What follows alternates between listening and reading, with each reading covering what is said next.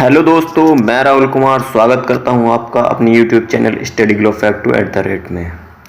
UP TGT PGT art की class में जो हम वेस्टर्न आर्ट की सीरीज चला रहे हैं, तो जो उसमें हमने जो मध्ययुगीन कला पढ़ रहे हैं, तो उसमें मध्ययुगीन कला में हमने दो टॉपिक हैं वो उसको कवर कर लिया है। आरंभिक कला, ईसाई कला और बांजेटाइन कला, जो मध्ययुगीन में 4 भागों में बटी थी। आरंभिक ईसाई कला, बांजेटाइन कला और आपकी रोमनस कला और आपकी जो चौथी थी गोथिक कला।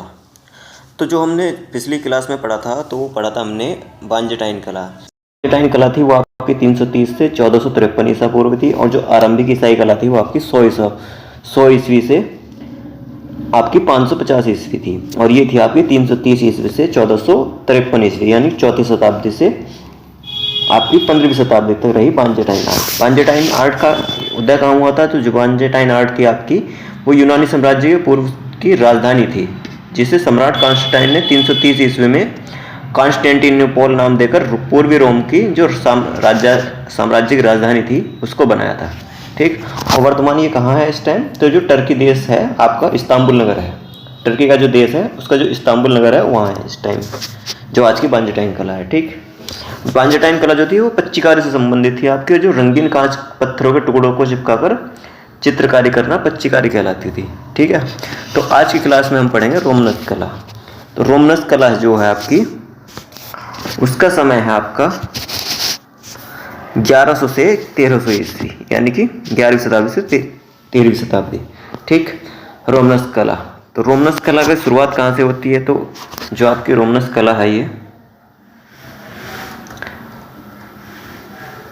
शुरुआत जो है इसकी 11वीं सदी से होती है, और इस शैली में जो का जन्म जो हुआ था 987 ईस्वी से, जो सम्राट कैप्टिन के समय हुआ था, जो आरंभ हुआ था। तो जो रोमनस आंदोलन हुआ था ना, इसी शैली में के जो चित्र थे सबसे पहले 1000 ईस्वी के निर्माण में बने थे। कब बने थे? 1000 ईस्वी निर्माण में। यही शैली प्रमुख रूप से क्या थी? आपकी भवन शैली थी। इसी शैली को क्या कहा गया था? भवन शैली कहा गया था। जो यह शैली थी सर्वाधिक कहाँ बनाई जाती थी? तो दीवारों पर बनाई जाती थी, तो इसको सर्वाधिक दीवारों की शैली भी कहा गया है। और जो इसका जो चरम विकास था, तो वो था इसका 12वीं शताब्दी में हुआ था इसका। जो ये शैली थी आपकी, तो 2 मुख्य भागों में बांटी गई थी। कौन कौन से? तो एक तो विशाल आकार के भवन बने थे यहाँ, और आपके भवनों के दरवाजों पर खिड़कियों पर छोटे छोटे आकार के चित्र बने थे। ठीक है, जो इसकी विशेषता रही। तो आगे देखते हैं हम। जो रोमनस कला का जो प्रमुख केंद्र था वो कहाँ था? वो फ्रांस था इसका, और फ्रांस में 11वीं सदी की पुनरुत्थान कला को रोमनस कला कहते हैं। किसको? जो 11वीं सदी की पुनरुत्थान कला को क्या कहा गया? रोमनस कला कहा गया। रोमनस को भित्ति चित्रण पद्धति को रैपिड फ्रेस्को कहा गया। क्या कहा गया? जो भित्ति चित्रण हुआ रोमनस शैली में, तो उस पद्धति को क्या कहा गया? रैपिड फ्रेस्को कहा गया। रोमनस कला का सिस्टाइन चैपल, जो रोमनस कला थी उसका सिस्टाइन चैपल फ्रांस में स्थित पोइत के बेनेडिक्टाइन चर्च को कहते हैं। किसको? पोइत के बेनेडिक्टाइन चर्च को कहते थे। भारी स्तंभ तथा भित्ति पक्ष रोमनस शैली के वास्तु की विशेषता थी। क्या थी? जो वहाँ भारी स्तंभ बने हुए थे, तो जो भित्ति इस पर हुई थी, भित्ति पक्ष, तो वो रोमनस शैली के वास्तु की विशेषता थी, यानी जो वास्तु उसमें जो चित्र बनाए गए थे। आगे देखते हैं। रोमनस कला जो थी वो प्रधानतः 11वीं से 12वीं सदी में फ्रांस में फूली फली, किंतु कुछ क्षेत्रों में यह 13वीं सदी में भी प्रचलित रही, और इसका जो चरम रहा तो इसका रहा था 12वीं शताब्दी। ठीक, अर्थात यह शैली जो 1100 से 1300 ईस्वी के मध्य प्रचलित रही। रोमनस कला में मूर्तिकला तथा वास्तुकला विकसित रही। ठीक, आगे देखते हैं। रोम की जो पहली पोथी थी, तो वो थी आपकी the gardener instructs his servants थी। कौन सी थी? इंस्ट्रक्ट्स हिज सर्वेंट्स थी। The garden instructs his servants Virgil की रचना थी। कोडेक्स नामक पुस्तक रोम में चित्रित की गई। पोथी अलंकरण कला जो थी आपकी, वो मिस्र की कला है। जो पोथी वहाँ अलंकरण हुआ है, तो वो क्या थी? आपकी मिस्र की कला थी, जहाँ पोथी चित्रण हुआ है। रोम की कला में क्या हुआ है? जो काव्य, जो मिस्र की कला है, तो रोम की कला में क्या हुआ? काव्य कला का सर्वाधिक विकास हुआ है। रोमन मोजाइक चित्रों का सर्वश्रेष्ठ अवशेष बैटल ऑफ इसेस है। कौन सा है रोमन मोजाइक चित्रों का सर्वश्रेष्ठ अवशेष? आपका बैटल ऑफ इसेस है। रोमनस कला की प्रमुख विशेषता साधनों की विविधता तथा अभिव्यंजना की श्रेष्ठता है। जो रोमन कला थी आपकी, तो उसकी प्रमुख विशेषता क्या रही? जो साधनों की विविधता तथा अभिव्यंजना की श्रेष्ठता है। आगे देखते हैं। ये जो है रोमनस कला की कुछ उदाहरण है। जो एक महल है जो इसमें बने हुए हैं, तो इस तरीके से ये बने हुए हैं। देखो कितनी खूबसूरत इसमें अलंकरण किया गया है, दीवारों पर, गुंबदों पर, और क्या कहा गया, दीवारों पर यहाँ ज़्यादा किया गया है। तो इसमें देखो कितनी भित्ति चित्रकारी की गई है, सुंदर कितना अलंकरण हुआ है इसमें। जो ये थी मेहराब थी, ठीक, और ये इस टाइप से है, ठीक है। आगे देखते हैं। जो रोमन साम्राज्य था, तो जो रोमन साम्राज्य के पतन के पश्चात तथा गोथिक शैली के उद्भव के पूर्व, यानी कि जो इसके बाद जो आएगी वो आएगी गोथिक शैली। तो गोथिक शैली से पूर्व यानी पहले के संक्रमण काल की कला को रोमनस कला कहा गया है। यानी कि जो रोमन साम्राज्य के पतन के पश्चात, यानी कि रोमन और गोथिक शैली के बीच की शैली को क्या कहा गया है? रोमनस शैली कहा गया है, ठीक है। इसके बीच की शैली को क्या कहा गया? रोमन कला तथा गोथिक शैली के मध्य जन्मी थी यह शैली, ठीक। और जो यह शैली थी, तो जो ये शैली थी, तो जो चित्रकला और मूर्तिकला जो भवनों को सजाने के साथ साथ भवनों का अभिनंग होती थी, इसी को क्या कहा गया है? जो मूर्तिकला और चित्रकला भवनों को सजाने के साथ साथ भवनों का अभिनंग होती थी।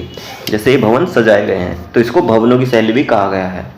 क्या रोमनस शैली को क्या कहा गया है? भवनों की शैली भी कहा गया है इसको, ठीक। आगे देखते हैं। इस कला के प्रमुख केंद्र फ्रांस, स्पेन तथा इंग्लैंड आदि के इत्यादि थे। इसके जो प्रमुख केंद्र थे वो कौन कौन से थे? आपके फ्रांस, स्पेन तथा इंग्लैंड थे, ठीक। रोमनस कला जो थी आपकी, वो मूलतः एक धार्मिक कला थी, यानी कि धर्म से संबंधित कला थी। इसमें कला का प्रयोजन सौंदर्य मूलक न होकर उपयोगितावादी था। यानी कि जो इसका प्रयोजन था वो सौंदर्य मूलक न होकर उपयोगितावादी थी। रोमनस कला का द्वार जो है तोरण रूप महत्वपूर्ण है। जो रोमनस कला का द्वार है तो तोरण रूप महत्वपूर्ण है। द्वार तोरण के अलावा रोमनस कला का वास्तुकला रूप विशेष महत्वपूर्ण है। जो इसके अलावा जो रोमनस कला का वास्तुकला रूप विशेष महत्वपूर्ण है। रोमन काल में व्यक्ति चित्र लकड़ी के तख्तों पर बने थे। यानी कि जो रोमन कला थी आपकी, तो व्यक्ति चित्र किस पर बने थे? तो वो लकड़ी के तख्तों पर बने थे। किस पर? लकड़ी के तख्तों पर। जो ये रोमन शैली थी आप, तो जो आपकी कहाँ थी? एक तो फ्रांस में थी और एक स्पेन में थी और इंग्लैंड में थी। तो जो यहाँ फ्रांस थी, तो जो फ्रांस में थी ये, तो रोमनस कला के जो सर्वश्रेष्ठ उदाहरण मिले हैं ना यहाँ, तो वो पोइती स्थान के बेनेडिक्टाइन चर्च में दिखाई पड़ते हैं, जो फ्रांस में है। जो उसका फ्रांस क्षेत्र था, तो उसका जो उदाहरण, सर्वश्रेष्ठ उदाहरण कहाँ से मिला है रोमनस कला के? तो वो पोइतू स्थान के बेनेडिक्टाइन चर्च से मिले हैं, ठीक। और जो स्पेन की कला थी, स्पेन था इसका जो एक प्रमुख केंद्र जो स्पेन था, तो स्पेन की कला में क्या हुआ था? यहाँ पर जो थे वो कला के दो रूप मिलते थे। एक तो भित्ति चित्रण हुआ था और एक आपका क्या हुआ था? लकड़ी पर चित्रण होता था, जिसको रोमन काल में व्यक्ति चित्र कहीं पे बनते थे? लकड़ी के तख्तों पर। तो ये कहाँ बनते थे? स्पेन में बनते थे। तो स्पेन की ये दो रूप में मिलते थे। एक तो यहाँ भित्ति चित्रण हुआ है, यानी दीवारों पर जो चित्र बनाए गए, और एक काष्ठ चित्र बने हैं, ठीक। और भित्ति चित्रों में जो यूनानी शास्त्रीय कला का इसमें प्रभाव था। जो यहाँ भित्ति चित्र बने थे आपके स्पेन में, तो जो इन स्पेन में चित्र बने थे उनमें क्या था? यूनानी शास्त्रीय कला का प्रभाव था, जो हमने पीछे पढ़ी थी, ठीक है। और जो यहाँ के जो प्रमुख चित्रकार थे वो थे यहाँ के मास्टर ऑफ ताहुल, मास्टर ऑफ मिडरेली और मास्टर ऑफ पिडरेली। ये तीन यहाँ के स्पेन के जो थे प्रमुख चित्रकार थे। कौन कौन से थे? एक आपके मास्टर ऑफ ताहुल, मास्टर ऑफ मिडरेली, मास्टर ऑफ पिडरेली। और आगे जो आई थी आपकी इंग्लैंड की कला, इंग्लैंड का जो प्रमुख केंद्र था, तो इसमें यहाँ जो इंग्लैंड था, तो इसमें रोमनस स्टाइल के सबसे प्राचीनतम, यानी सबसे प्राचीनतम और श्रेष्ठ उदाहरण कहाँ से मिले हैं? वो सेसेक्स जो था, सेसेक्स के पैटवर्क संग्रहालय में सुरक्षित है। कहाँ सुरक्षित है? जो उदाहरण है इसके, तो सेसेक्स के पैटवर्क संग्रहालय में है। कहाँ के? आपके इंग्लैंड के। जो इंग्लैंड में यहाँ रोमनस स्टाइल के सबसे प्राचीनतम इंग्लैंड में मिले हैं। ठीक है, तो ये कहाँ कहाँ इसके प्रमुख केंद्र थे? फ्रांस, स्पेन और आपका इंग्लैंड। ठीक, तो आगे देखते हैं इसको। जो रोमन कला का जो चरम विकास हुआ था वो गोथिक शैली में हुआ था, यानी जो रोमन कला थी उसका जो विकास हुआ था उसको वो गोथिक शैली में हुआ था। और रोमन कला और गोथिक शैली के बीच की शैली किसको कहा गया? रोमनस शैली को कहा गया है। ठीक है, आगे देखते हैं। प्रसिद्ध रोमन चित्रकार गेरगोसस, डेमोफिलोस, गेवेनियस, सेरापियन और मेट्रोडोरस। कौन कौन से थे रोमन चित्रकार आपके? गेरगेसोस, डेमोफिलोस, गेवेनियस, सेरापियन, मेट्रोडोरस, ये आपके प्रसिद्ध चित्रकार थे उस समय के रोमन कला के। जो ईसा मसीह का जीवन चरित्र है न्यू टेस्टामेंट पुस्तक के आधार पर चित्रित किया गया है। यानी कि जो बाइबल के दो बाइबल थी आपकी, जो एक ओल्ड टेस्टामेंट थी और एक आपकी न्यू टेस्टामेंट थी, जो हमने ये आरंभिक ईसाई कला में पढ़ा था। जो आपकी बाइबल थी तो वो दो भागों में बटी हुई थी, आपकी पहली ओल्डर टेस्टामेंट और आपकी दूसरी न्यू टेस्टामेंट, यानी पुरानी बाइबल और नई बाइबल। पुरानी बाइबल में क्या हुआ था, जिसमें यहूदी जो धर्म था उस टाइम पर उसके बारे में दिया गया था, और जो आपकी न्यू टेस्टामेंट है उसमें ईसाई धर्म से संबंधित चीज़ें दी गई थी। ठीक है, जिसको न्यू टेस्टामेंट कहा गया है। ठीक, ईसाई प्रार्थना का पूर्ण विकास क्रॉस आकार का भवन के रूप में हुआ था। यानी कि जो ईसाई प्रार्थना का जो पूर्ण विकास हुआ था वो जो आपका क्रॉस बनते थे, तो क्रॉस आकार के आपके चित्र बनते थे। क्या बनते थे? भवन के रूप में हुआ। ठीक, प्रतिमा कृतियाँ का संबंध विशेष रूप से काष्ठ तथा हाथी दांत पर बने फलकों से है। यानी जो वहाँ प्रतिकृतियाँ बनी थी तो किस रूप में बनी थी आपकी? एक तो काष्ठ पर बनी थी और आपकी हाथी दांत पर बनी थी। ठीक है, और जो ईसाई प्रार्थना के जो तो वो ग्रहों की जो वेदी थी, वेदी पर ईसा की सूली आकृति जो थी आपकी अधिकांश स्थापित की गई है। कहाँ? आपके जो ईसाई प्रार्थना होते थे, ईसाई प्रार्थना गृह जिसको चर्च कहा जाता था, तो उसको जो वेदी पर सूली की आकृति थी तो वो अधिकांश कहाँ स्थापित की गई थी? आपके रोमनस शैली में। जो आगे चल के आपके पैनल चित्र बने थे आपके, तो वो मूर्तिशिल्प माध्यम में बनते थे। किसमें? जो पैनल चित्र बनते थे आपके मूर्तिशिल्प माध्यम में बनते थे। और जो बांजेटाइन कला थी, तो बांजेटाइन कला को ही पिच्चिकारी कहा गया है। जो बांजेटाइन कला में मणिकुट्टिम कार्य की जो चरम उन्नति हुई थी वो कहाँ हुई थी? आपकी सान वाइटेल चर्च, रेवेन्ना। ठीक है, कहाँ हुई थी? आपकी सान वाइटेल चर्च, रेवेन्ना में हुई थी। और यहाँ कहाँ हुई थी आपकी? जो सर्वश्रेष्ठ उदाहरण मिलते हैं तो वो कहाँ मिलते हैं? सेसेक्स के पैटवर्क संग्रहालय में। ठीक है, रोमनस कला की जो थी। आगे देखते हैं, जो बांजेटाइन मूर्ति शिल्प थी आपकी, बांजेटाइन मूर्ति शिल्प थी तो वो हेलेनिस्टिक शैली का विशेष प्रभाव था। यानी कि हेलेनिस्टिक कला जो थी आपकी उसका क्या था? विशेष प्रभाव था यहाँ। किस पर? बांजेटाइन कला पर। बांजेटाइन अलंकरण में सबसे अधिक अमूर्त सजावट कूफी लिपि से की गई थी। कौन सी लिपि का यहाँ प्रयोग हुआ था? तो वो कूफी लिपि का। ये क्वेश्चन भी आया है कि बांजेटाइन अलंकरण में सबसे अधिक अमूर्त सजावट किस लिपि में हुई? तो वो आपकी कूफी लिपि में हुई थी। ठीक है, आगे देखते हैं। जो इटैलो क्रेटन थे, इटैलो क्रेटन जैसे शैली क्रीट में उत्पन्न हुई थी। जो क्रीट कहाँ था? ये आपका मिस्र में था। ठीक है, मेसोपोटामिया में। आगे देखते हैं, जो कार्लोलिजियन पुनरुत्थान काल, तो उसका समय रहा था आपका 808 से 9वीं शताब्दी के मध्य, जो कार्लोलिजियन पुनरुत्थान समय था। तो पुस्तक के चित्रकला रूप से विशेषता संबंधित है। ठीक है, किससे? पुस्तक चित्रकला के चित्रण कला के रूप से विशेषता संबंधित थी। जो बांजेटाइन युग था, यानी कि जो बांजेटाइन कला थी, इसमें आकृति जो थी विरोधी शासक थी। ठीक है, जो विरोधी शासक थी तो उसमें लियो तृतीय तथा याजिद द्वितीय थे। जिसने लियो तृतीय जो थे आपके, तो उन्होंने जो ईसा मसीह थे उनकी मूर्ति हटवाकर क्या वहाँ क्रॉस का स्थान खड़ा करवा दिया था। तो फिर जो उसके बाद एक रानी हुई थी तो उन्होंने फिर दोबारा उसको क्रॉस को हटाकर ईसाई धर्म के जो संस्थापक थे ईसा मसीह, तो उनकी दोबारा से मूर्ति स्थापित करवा दी थी।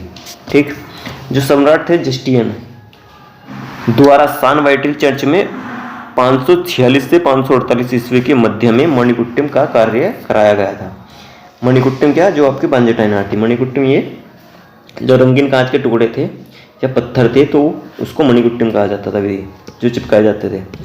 जो रोमनस मूर्ति से कला थी आपकी, तो उसका उपयोग जहाँ कहाँ हुआ है, उसका रोमनस कला में मानवाकृति के लिए हुआ है, पशुओं के लिए हुआ है और पक्षियों के लिए हुआ है, और वानस्पतिक आकृतियों तथा मिथि के जीवों और अलंकारिक आकृतियों से भवनों के सभी स्थानों को अलंकृत किया गया था। यानी जो भवन में चित्र बनाए गए थे तो वो आपके मानवाकृति भी बनाई गई थी, इसमें पशु की आकृति भी बनाई गई थी, पक्षियों की भी, वनस्पति आकृतियों की भी, और मिथकीय जीव और अलंकारिक आकृतियों से भवनों के स्थान को अलंकृत किया गया था। ठीक है, जैसा कि मैंने अभी आपको फोटो में दिखाया था। यद्यपि इस कला का जो मुख्य विषय था तो वो क्या था, आप इसका मुख्य विषय वो ईसाई धर्म की सीमाओं में बंधा रहा, और तथापि इस कला में जो सर्वाधिक महत्व धातु निर्मित अवशेष पात्रों व वेदिकाओं का था। यानी जो यहाँ के जो क्या थे, जो सर्वाधिक महत्व क्या दिया गया है इसमें, धातु को। तो अवशेष किस में मिले हैं आपके, अवशेष पात्रों व वेदिकाओं का था। ठीक, दूसरे गिरजाघर महत्वपूर्ण थे। एक क्या थे महत्वपूर्ण, अवशेष पात्र और वेदिका थी, और दूसरा क्या थे आपके, गिरजाघर थे। ये भी एक रोमनस शैली का आपका उदाहरण है, जिसमें एक राजा को दिखाया गया है। इसमें कई दृश्य हैं और एक ये है।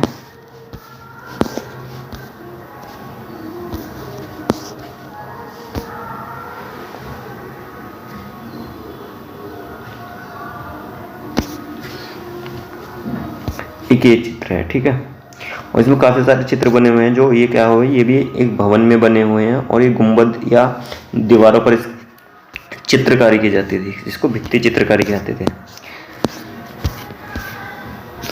तो आज की क्लास में इतना ही। Thanks for watching. Subscribe my YouTube channel studyglowfact2@। हमारी वेबसाइट है studyglow.com के नाम से, जिस पर आपको जो टॉपिक हमने पढ़ाया रोमनस शैली, और आपको पहले हमने बांजेटाइन कला पढ़ाया, और उससे पहले आपको आरंभिक कला पढ़ाया, ईसाई कला पढ़ाया। इसके सारे टॉपिक्स के सारे टॉपिक्स जो है हमने अपनी वेबसाइट studyglow.com पर इसमें पहले से ही डाल रखे हैं, तो आप वहाँ भी जाकर इसको पढ़ सकते हैं। ठीक है, इसका लिंक हमने चैनल के बारे में दिया हुआ है, आप वहाँ से जाकर उसको आसानी से पढ़ सकते हैं।